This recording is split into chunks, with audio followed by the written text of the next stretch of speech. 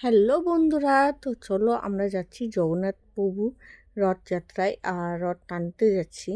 তো চলো, আমি আর মা তো বেরিয়ে গেছি আর এখন আমি থাকি মাদের বাড়িতে। আর মা একটু শরীরটা খারাপ, তাই মাদের বাড়িতে আছি। তো যেতে যেতে প্রথমেই আমি দেখলাম ছোট রথ আর সব বাচ্চারা মেরে টানছিল, তো ওখানে আমি টানলাম। তো আমার মাও টানলো সাথে। তো আমরা যাচ্ছিলাম বড় রথ টান টানার জন্য সেই কানি মোড়ে। আর আমাদের বাড়ির সামনেও মেলা বসেছে।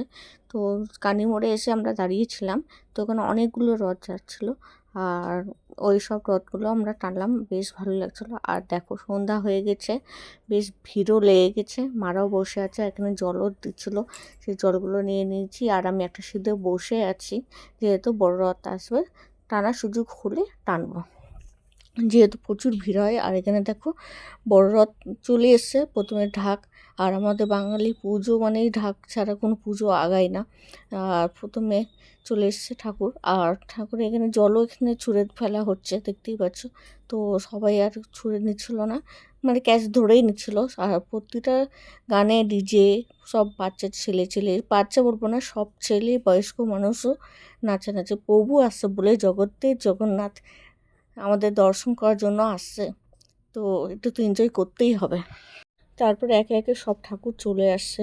প্রথমে চলে আসে বর্ণাম, আর বর্ণামকে ঠাকুরকে দেখে দর্শন করে প্রণাম করে নিও। আর সব ভাগ্য, মানে ভাগ্যে যা থাকে ঠাকুরের দর্শন পাওয়া যায়। তারপরে একে একে সব ঠাকুরই চলে আসছিলো।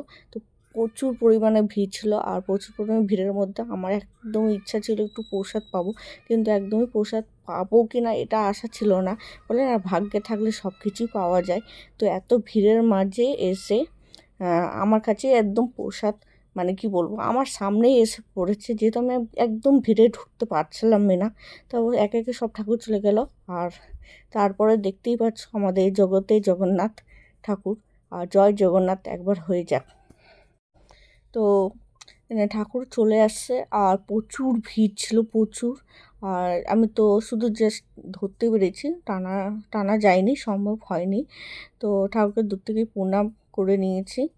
আর ঠাকুরের মনের ইচ্ছা সবটাই আমার ঠাকুর জানে। আর প্রসাদ পেয়ে গেছি, বললামই তো, সামনে চলে এসেছিলো প্রসাদ। তারপর ওখান থেকে বেরিয়ে এসে মাদের এখানে চলে এসেছিলাম। আর মাদের এখানে এসে জিলাপি না খেলে হয়। আর সব থেকে প্রিয় হলো জগন্নাথ ঠাকুরের জিলাপি। আর সুকান্তপল্লীতেও মেলা বসেছিল। তো ওই জায়গায় রথ ছিল, আর রথ তোমরা প্রণাম করে নাও ঠাকুরকে দেখে। তারপরে এখানে প্রসাদ দেওয়া হয়েছিল, প্রসাদ খেয়ে বাড়ি চলে এসেছি। আর জয় জগন্নাথ একবার বলে দাও। আর টাটা বাই, ভালো লাগলো ভিডিওটা, লাইক কমেন্ট সাবস্ক্রাইব করবে, টাটা।